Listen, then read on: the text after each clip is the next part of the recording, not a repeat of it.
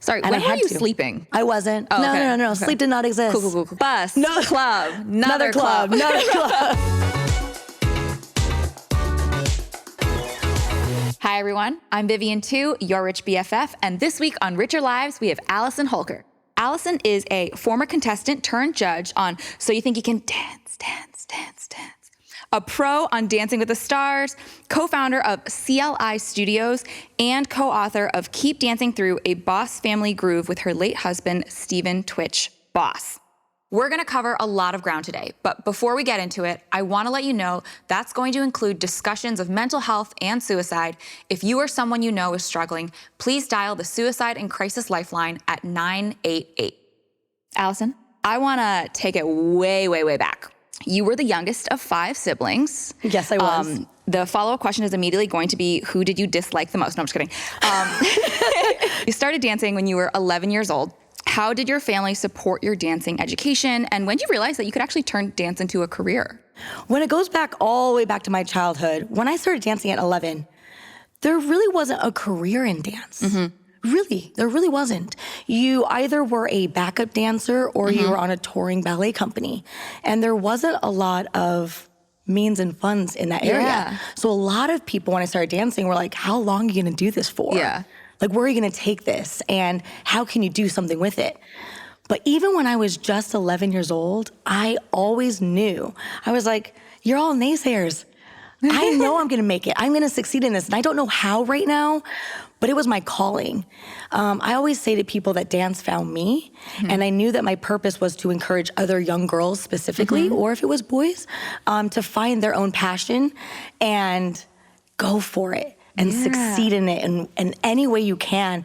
And so for me, when I was 11, I started dance, and I knew it was like my forever choice. And I dove in, and I went to school every single day, and then I would dance after school every single day ever since then. Dance isn't necessarily cheap. Did your family face any financial challenges when you really wanted to dive into this passion of yours? Oh, absolutely. So when I started dance at 11, I was dancing in a dance studio. And, you know, it's very expensive because, like you said, you're getting the costumes, you're getting the shoes, you're getting the lessons, you're having to pay for choreographers to come teach you routines. You have to pay choreographers for the routines? Oh, absolutely. You're paying for everything. Oh my gosh. And so it becomes very pricey. That it became very overwhelming for my parents.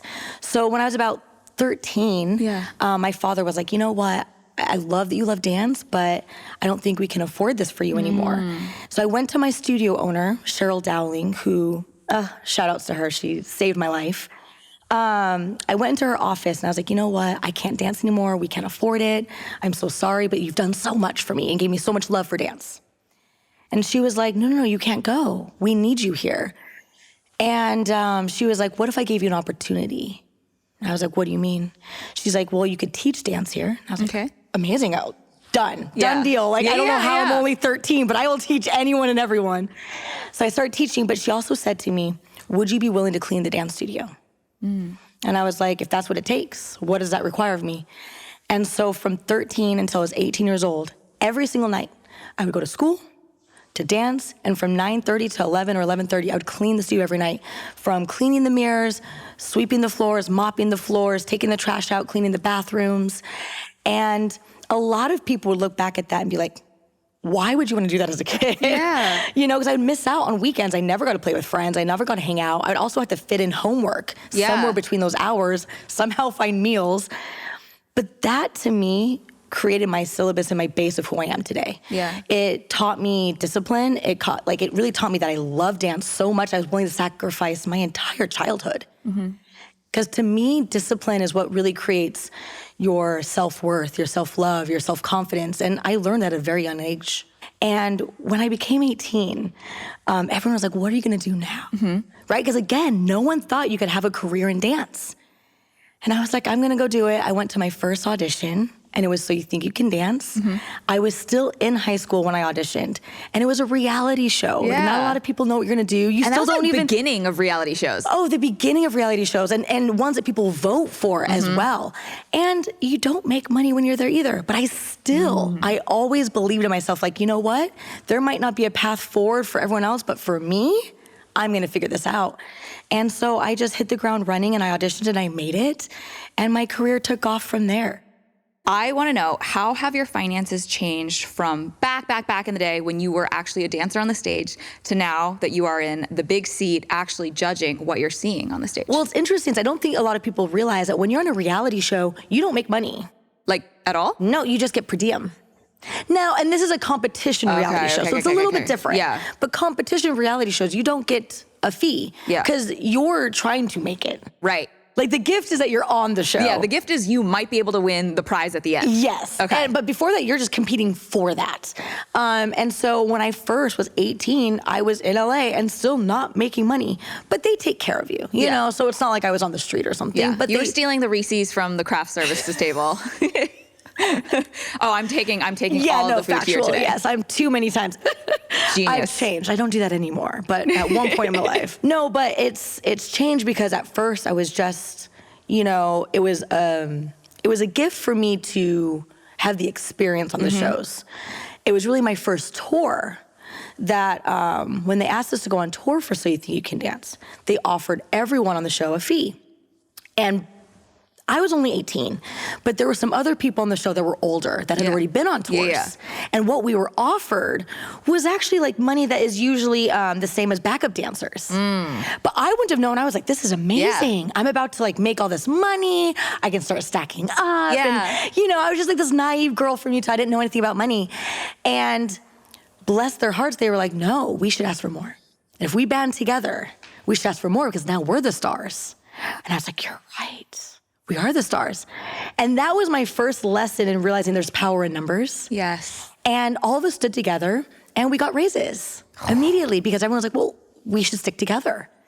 And gotta talk about that money. Yeah, you know, and so it was good because I learned that, like, you know, what I think about my generation of dance, and I'm so grateful to have been a part of this journey and change, is there wasn't a lot of opportunity for dancers. But after my generation of dancers and the shows that I was so blessed and grateful to be on, we were now the stars. Yeah. That hadn't existed for a very long time for dancers. Yeah. But now we had a little bit more power to change that for the future of dance, which we did. So I'm really grateful that I got to be, you know, a part of that change and encourage it for others. But yeah, I went from making no money on shows to then going on my first tour, asking for a little bit more on my first contract, which is kind of crazy.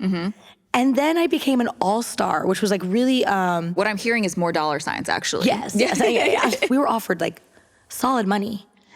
And I accepted. And then I was like, okay, this is another step forward. And then I became a Dancing with the Stars pro. And that was another step forward. And then I started choreographing some movies. And that was another step forward. And I just started realizing that it's all about me and my worth and what I expect and what I ask for. And not being scared to ask for that, because that's what I deserve. And so I started just like kind of took this like slow roll, and I journeyed my way up from nothing to something. And I just learned that don't ever be scared to ask for more. Do you ever miss it, though? Do you ever miss the actual dancing? Okay, so I do miss the dancing sometimes. But man, if I had to dance next to those 18-year-olds, I don't know if I could keep up anymore, which is a little embarrassing to say. The knees aren't as bendy. No, I'd be hurt. You know what I mean? It'd be a lot of massages, a lot of cold plunging, a lot of getting frozen after. But I really love that I get to help the next generation. I help them with seeing what they can make in finances in a different way that never existed before. I saw them see that they could become, you know, solid public figures through dance, but now I get to actually help them with their dancing through So You Think You Can Dance. And so I feel like I'm giving back and contributing. I love that so much. And you are also a multi-hyphenate with a lot of different ventures. You got your hands in a bunch of different honeypots. What are the main income sources and how have they changed throughout your career? Definitely, this is amazing. So I think my major income source is brand deals and sponsorships. You know, that is 70% of my income. Oh, wow. And it's consistent, and it's only growing. A lot of people say, are influencers really making money? How long can you endure that? I'm like, no, it's not going anywhere. Yeah. It's only growing. And then I also, I have real estate as well, which I love getting into real estate. I love the process. I find it to be so fun. I always say my skill with dance is that I am a storyteller. Yeah. And when I buy homes, I still like to be a storyteller. So I like to flip homes, create a feeling, and then I Airbnb them out. Another source of income I had for a very long time in my career while I was doing these dance shows, because like I said, when I first started on these dance shows, you're not making a lot of money, right? Until you start going up that tier as an all-star choreographer. When you're just a contestant, you're not making a lot. So I had to balance my income with also being a convention teacher on the weekends. So Wait, every weekend, can you explain to me what that means? Yeah, a convention teacher. So I was teaching dance on the road. I would travel every single weekend. I'd go to a new city. I'd fly out on Friday nights. I would land. I would get to my hotel, and I would teach all Saturday and all Sunday. Anywhere between like 300 to 1,000 kids. So Mondays through Fridays, I'd be on a TV show. Yep. Right? Or working on a TV show. Which feels so glitz and glamour when in fact you're making your money on the weekends. And then I'd immediately leave set. I'd jump on a flight Fridays, teach Saturday, Sundays, fly home Sunday nights, jump right back into set on Monday. Sorry, And when I were had you to. sleeping? I wasn't. Oh, no, okay. no. Okay. Sleep did not exist. Cool. No, yeah, cool. No sleep. Bus, club, another club. Absolutely. But you know what? I loved it. And I loved teaching. Again, because I loved being able to see these bright faces. And now, even as a judge on So You Think, almost all those kids that audition, I've taught. You're like, So oh my it's- gosh, like little Jessica from that Yes. many years ago. Oh my gosh. This last season, season 18, while we were in the audition process, I would say about 50, if not 60% of those kids, I call them kids because they were my kids. Yeah. I've known since they were 8 years old. Wow. And they'd come on the set and we would just be smiling at each other. Like, I've known you since you were like an infant human, which ages me a lot. But also I was so proud to sit and be like, and they'd be like so, full of gratitude to see me. They're like, oh, because you're here, I feel so safe. Because I've known them their whole lives. It's really rewarding, and I'm proud of them. And I still see them succeeding now, and it's really cool. Let's talk averages. What do you think the average kitchen remodel costs? $27,000. What about the average cost for a round of IVF?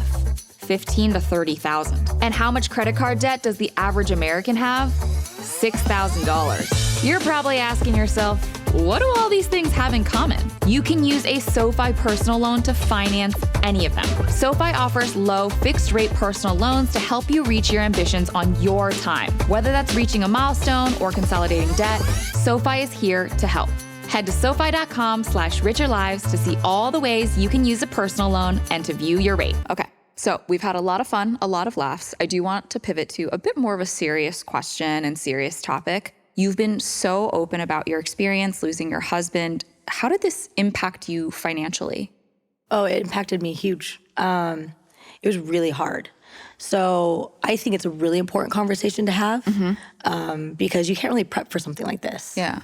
Right? Yeah. I would have never saw my life going down this kind of path. And after everything happened, of course, I was receiving so much love from everyone, so much support of like, oh my gosh, like you're grieving. There's a big trauma that you've, had to endure and are trying to survive through. And I was getting a lot of support from people in the sense of emotion. Yeah. But what people did not realize there's so much more to go into this besides just emotion. Financially, the day after my husband's passing, I was immediately having to take meetings about taxes, about contracts that were existing and that he was at breach of contract. Now, are those contracts going to exist? Where will my income come from now that he's out of breach of contract? Because a lot of our businesses were together. Now, not everything. Fortunately, I had a lot of work on my own and he had a lot of work on his own, but we also did a lot together. And so as I was grieving and trying to be, patient with myself and also being a good parent to my 3 children and guiding them through their grief, I was taking business meetings the very next day. And having to hear about taxes that were owed or contracts that need to be rewritten. And it was really tough. But I was like, you know what? No one else is going to be able to do this for me, especially now. Yeah. And we've already lost so much. I can't lose that. Yeah. And so I took that role and I said, you know what? This is actually what's going to help me survive. Doing a to-do list is me. Yeah. Right. I'm like, I am a to-do list person. I love my day planner. I love like writing my goals out. And I was like, you know what? This is really, really hard, but I think this is a gift from the universe. Being like, you need to fix this and it's going to help you grieve at the same time. Yeah. Take care of everything and don't look back. I was not going to be a person that grieves first and then does it after. Yeah. As I can't lose more. So literally I was taking meetings and Zoom meetings and conference calls and the day after having to figure everything out. And he left me in a bit of a bind, honestly. And I had to allow some brands or some opportunities that were in the works, I had to let some of them go. And I had to be grateful that I had the chance to talk with those people and also understand that what they received was not what they signed up for. Yeah. We were always the happy-go-lucky couple with a beautiful family. And now when people saw me at that moment, they saw sadness. And that's not what brands were looking for. Yeah. I kind of became unhireable for a moment. And contracts that were existing were like, that's not what we signed up for. Yeah. And I had to be like, I understand. Because it's also not what I signed up for. So I can't be mad at them. I understood. But luckily, there were so many incredible brands that were like, you know what? We're going to stay at your side and help you through this. Dick's Sporting Goods, they stayed at my side the entire time. Twitch and I, we had a partnership with them that was existing for years. And we had our own line with them that we were the faces of that they couldn't put out anymore. And instead of being mad at me, they stood at my side saying, how can we support you?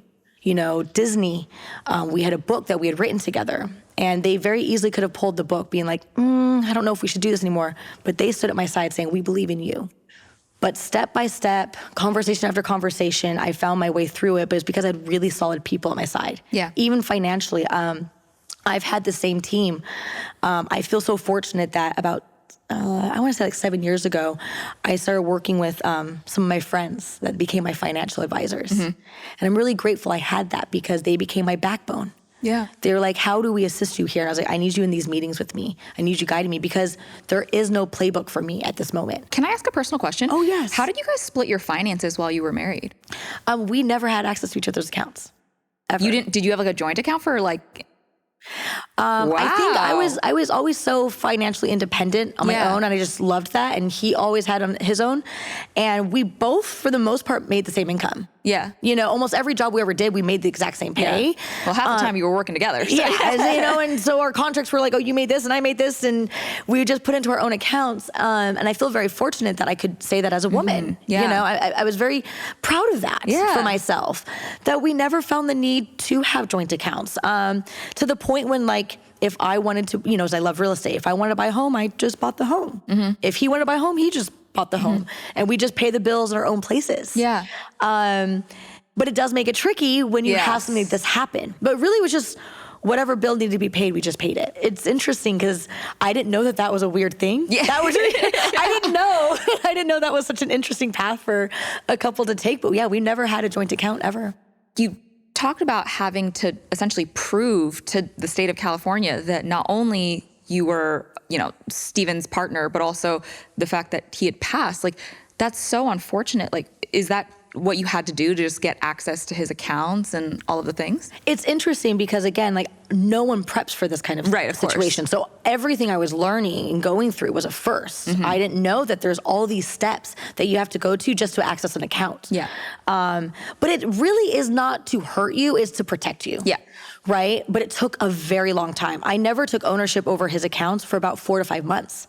Now, luckily, I had my own accounts and my own finances that were in a really, really healthy, great place, because that could have been 4 or 5 months with no money. Right. And I don't think a lot of people take that into account. I certainly wouldn't have, you know, but you have to submit and petition to the state, you know, so there's a lot of things you have to fill out, a lot of paperwork, a lot of paperwork. And I'm not gonna lie, it's not easy to constantly be handing someone a death certificate over and over again. It's a really emotional thing to have to do that in every single place. Prove that you were married, prove that there was a death. It's emotional.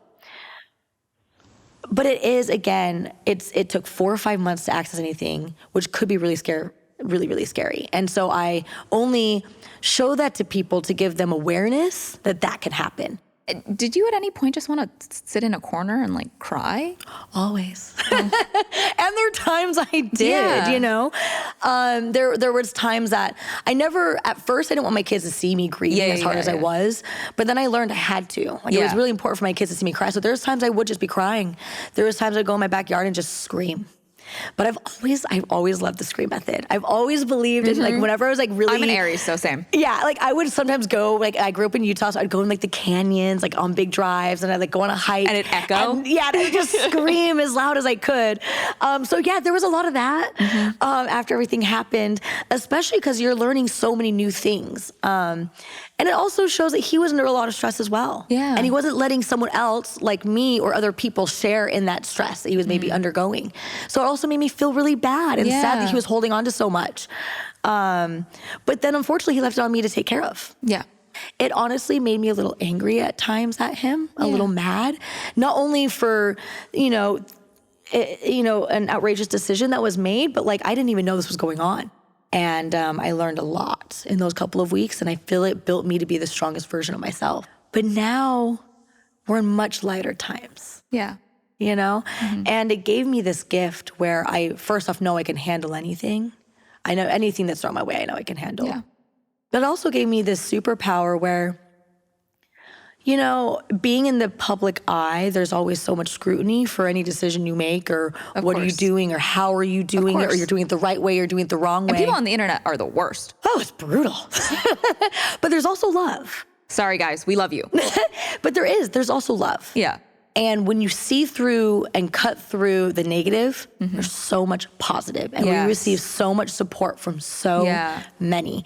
And they've literally put wings on my back. And they are praying for us, and they've given us their love and their support, and they smile that they see that we're getting ourselves out. And that is a huge backbone and strength to me now, is I have so much support from so many. And I know that I can survive it, anything that's thrown my way.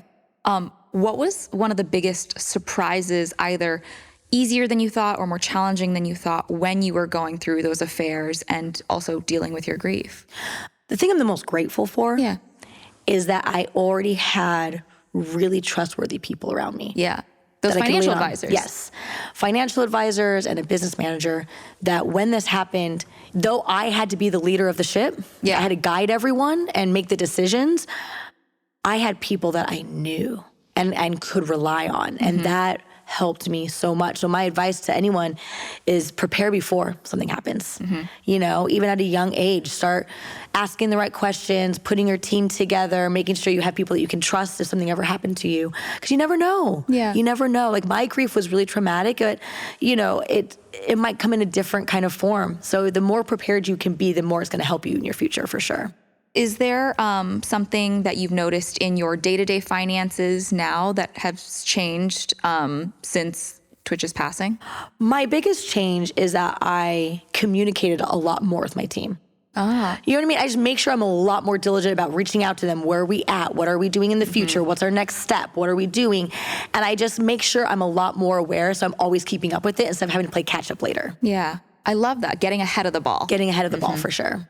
You chose to sell the home that you guys lived in, obviously a very emotional decision. What came with that decision when you decided to sell that home that you all lived in as a family? That home was our security blanket for a really long time. Yeah. We loved that home. It always felt so safe to us, but it did take a turn. And a lot of people don't talk about that after grief, is like, I was holding on to these past emotions thinking it was saving me, but it started to swallow us. And it was a very, very big decision to uproot my children. Yeah. Right? Their lives had already been so changed. I was like, is this okay for me to do this to them? It was the best decision for us, because when we moved, we bought a new home, and that became our sanctuary. It was like the final step to our healing, where now we could leave that in the past, and we could finally take a step forward for each other, and it became freedom. It became a place for us to find solace and create new memories and new beginnings and fresh starts. And everyone kind of felt like a weight was lifted off of our shoulders. But it's a very big decision because, we're already grieving. I'm already going through all this financial conversations with all of my team. I'm having to rewrite contracts, trying to find when can I come back to work. And frankly, that's the last thing you want to do. Oh yeah, now it's like, now I have to move. I mean, moving is a hard task. There's a lot that goes into it. I moved very, very, very swiftly. We moved in 3 weeks. Oh, wow. Okay. Yes, it was very swift and it was very clean. But I'm very, very happy. And my kids, I went to my daughter.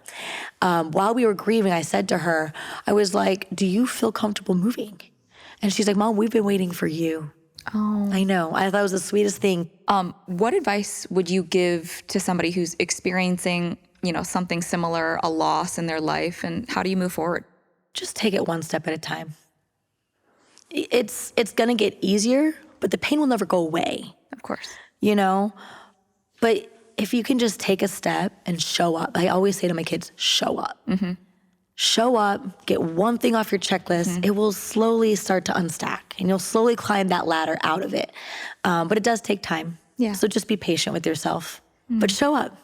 Show up, even if you don't know what steps to take. Mm-hmm. And I think that was the biggest thing. This was all new. Yeah. All the conversations I had to have, all the steps with going through the state, all the steps with the accounts, all the steps with the businesses and the contracts and rewriting everything. I would have never known. But you have to just show up and try. As your financial matchmaker, here are my top 5 financial green flags you should look for in a bank. Number 1, no banking account fees. It's 2024. If your financial institution is charging you to be with them, it's time to move on. Number 2, free financial insights and credit score monitoring so you have full transparency with all of your finances. We don't keep secrets in relationships or with our money. Number 3, access to an award-winning checking and savings account because you deserve better than just basic, right? Right. Number 4, a highly competitive APY so you can make money on your money. And number 5, doing all of this all in one app. Sound like a perfect match for you? If you said yes, then head to SoFi.com/richerlives and move your money to a bank that actually respects you. We'd love to learn more about how you're moving forward and anything that you've learned from a finance perspective. Oh, man.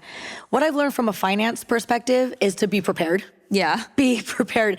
Have hard conversations. Yeah. Have really intimidating conversations with the right people and make a plan. Have a plan for your future, especially if you have kids. And then start talking to your kids about that plan. I've started setting up Wesley with my team to start having conversations. Nice. Because I want her to be able to be prepared. I wasn't prepared, and I didn't have those kind of conversations when I was growing up. So have those conversations and be prepared. As a mom now, would you encourage your kids to go into dance, or are they, multi-passionate in other ways and you want to support that instead? I am a huge believer that I will let my kids do whatever they want, as long as they dedicate their time. Wesley's 16. Yeah. And she goes to a college prep school. She wants to go to UCLA or NYU. And Nerd. she wants to No, I'm just kidding. I know, I love it. Yeah, oh my gosh. she's She so wants smart. to get I think as a mother, I really want to support them becoming the best versions of themselves and allowing them to, explore so many different avenues. Yeah. Wesley, if you're watching this, don't be mad that I called you a nerd, because I am too. It sounds like she's super business minded. Where did she get that? Is that a childhood innate thing, or did you teach her that? Oh, I taught her that. Yeah, definitely came from the lemonade stands that we used to Okay, yeah. okay. Mm-hmm. No, Wesley used to love doing lemonade stands. She would charge everyone from cupcakes to donuts, to the lemonade, to the water. And she was very pricey. She was very expensive lemonade. The most expensive, actually. Was she hand squeezing, or is this just Minute Maid? No, it was just Minute Maid. Okay. Yeah, absolutely. But I now charge them because I'm the one buying the materials. So I charge them 20% of anything that they make. You said there are cost of goods sold here. Yes, absolutely, right? I'm providing the product to you. Yeah. And so I charge them. It's been really fun. And Maddox is the personality. So whenever we have the lemonade stands, he's shouting down the road, lemonade, and getting everyone over. He sells everything to the customers. And then Zaya will sit next to him with the little iPad and keep inventory. Wait, I'm cracking up because this is so modern day. I thought you were going to be Zaya sits there with the little coin bag or whatever, not Zaya with the iPad. With an iPad. And then I know for a fact, it's being flipped around, being okay, would you like to tip Maddox after his little performance? You can either tip 15, 20, or 25% on your lemonade. But really, they don't know this, is that I invite my friends. Oh. And so my friends are such troopers to come support it. But like, I'll do like a mass text to like 15 to 20 people. All of a sudden out of nowhere, like all my friends are rolling up like, oh my gosh, a lemonade stand. Like, that's so lovely. And, and I'm handing them money as they show up. Oh my gosh. You're like, okay, just like, I'm like, here, take this. Here, he's got to learn how to do this. But they do. It's really fun. They look forward to it. And so I hope just to encourage more stuff like that. And now that you are kind of moving into this next era, this next chapter, what changes have you made in how you approach like career opportunities and your finances? I am a lot more well-balanced. Talk to me about that. So I think for a long time, growing up with dance not being a huge opportunity with finances and money, that any opportunity I got, I was like, I must be grateful for this. Yes. Like, I must take this opportunity. I must take this job, even if I'm exhausted and doing 4 jobs in one day, which happened a lot. Like, I would be literally on set and then driving from set to another set while also filming something while on that set that's a different job, and then going home and filming more or having meetings for the next day. Like, I always like stack. Now I see the power of no and balance of being like, no, I don't need that one today because I want time with my kids. That is the biggest change for me, is I balance myself a lot better now for myself and for my children. Yeah. I heard that there might be something cool coming up. Can you share with us like what's next for Allison Holker? I am so excited. So one of my biggest dreams when I was a kid was to write children's books. And I've obviously done that, which is why we're here. I loved writing Keep Dancing Through. Yeah. But my goal was always to have one come out every year. I always wanted to have a new one and following my kids' journey. So I have another book coming out with Disney, Hyperion, which I'm so excited about. And it really is something that I'm really proud of because my kids have gone through so much. But I want people to see that they're still strong and they're still going. So they've been helping me in the process. So it's been a great way for our family to keep moving forward together and them get to see like the benefits and be a part of something that's so special that they'll always be able to look back on and read even when they have their future kids. So yeah, more children's books. I love that so much. Allison, thank you so much for being an open book with me today. I know we covered some really tough topics as well as some fun ones, and I can't wait to check out your children's book. Thank you. Thanks for watching today's episode. If you want to see even more from Richer Lives, make sure to like and subscribe so you can be the first to know when a new episode drops. See you next time.